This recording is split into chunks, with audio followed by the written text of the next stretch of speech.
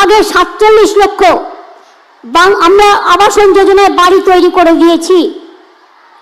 তাছাড়াও অনেক গরিব মানুষ আছে, তাদের ঘরের প্রয়োজন আছে, কিন্তু কেন্দ্রীয় সরকার আমাদের টাকা দেয় না, সব বন্ধ করে দিয়েছে ৩ বছর ধরে। গ্রামীণ রাস্তা তৈরির কাজ, ১০০ দিনের কাজ এবং আবাসনের কাজ আমরা কিন্তু থেমে নেই। আমরা আমাদের টাকা দিয়ে এই বছরে ইতিমধ্যেই ১২ লক্ষ পরিবারের কাছে আমরা ৬০,০০০ টাকা করে পৌঁছে দিয়েছি।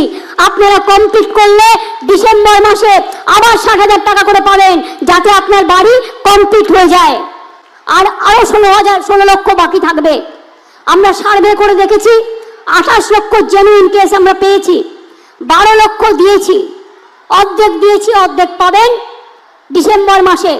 আর যে ১৬ লক্ষ বাকি আছে, যারা দরখাস্ত করেছেন, আপনার বাড়িতে সার্ভে হয়েছে, তাদের জন্য ডিসেম্বর মাসে আপনারা অর্ধেক টাকা পাবেন, আর বাদ বাকিটা জুন মাসে পাবেন।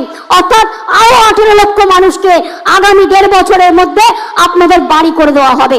এটা নিশ্চিন্তে থাকুন।